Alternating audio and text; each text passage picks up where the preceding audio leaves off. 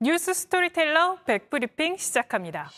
첫 키워드, 당비 내며 후일 도모입니다. 국민의힘 이준석 전 대표, 당 윤리위의 추가 징계 이후 어젯밤 처음으로 메시지를 냈죠. 페이스북에 어느 누구도 탈당하지 말고 각자의 위치에서 물령망동 정중여산이라고 했습니다. 물령망동 정준여산, 이순신 장군의 말이었는데요.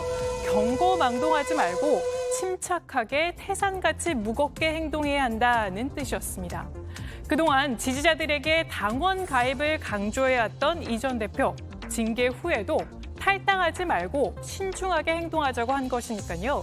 이 전 대표가 국민의힘을 탈당해서 신당 창당하려는 거 아니냐는 의혹에는 일단 선을 그은 셈입니다. 그런데 이번에 받은 징계의 핵심은 결국 2년 뒤에 있을 총선 출마의 여부겠죠. 2024년 총선 출마를 위해서는요, 45일 전인 그해 2월까지는 공천을 받아야 하는데요. 이 전 대표는 앞서 받은 징계인 당원권 정지 6개월에 이번에 1년까지 추가돼 2024년 1월에야 당적이 회복됩니다. 그런데 공천 신청은 당비를 3개월 이상 납부한 책임 당원에게만 가능하니까요. 이 전 대표의 총선 출마는 물리적으로 불가능한 상황입니다. 그런데 일각에서 그래서 이 전 대표가 당비를 그대로 내고 있다는 말도 나왔습니다. 저희가 찾아보니 실제로 이 전 대표가 과거에 이 당비를 내도 당이 받지 못할 것이라고 말한 적도 있었습니다. 말도 안 되는 게 제가 당비 내면 넙죽 받아갈걸요? 그거는 소위 당권 정지를 빌미로 그렇게 하는 건 지난번에 주장했어요. 그래서 이번에 저희가 국민의힘에 직접 확인해봤더니요. 결론적으로 이는 사실이 아니었습니다.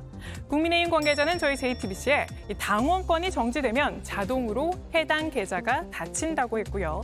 이 전 대표가 징계를 받기 전까진 당대표 당비를 월 250만 원씩 내는데 그것도 안 내고 그 외 다른 당비도 안 냈다고 확인을 했습니다.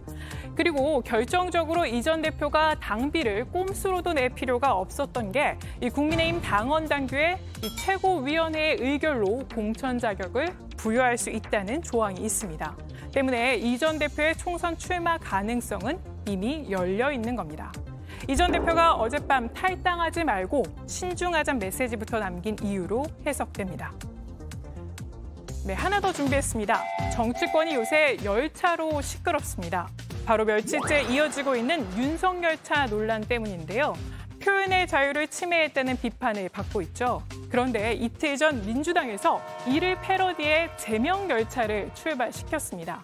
유튜브 썸네일을 통해서 이재명 민주당 대표의 사진을 이처럼 열차 앞에 붙여서요. 제명 열차, 표현의 자유를 위해 출발이란 이미지를 내세운 겁니다. 관련 회의도 열었습니다.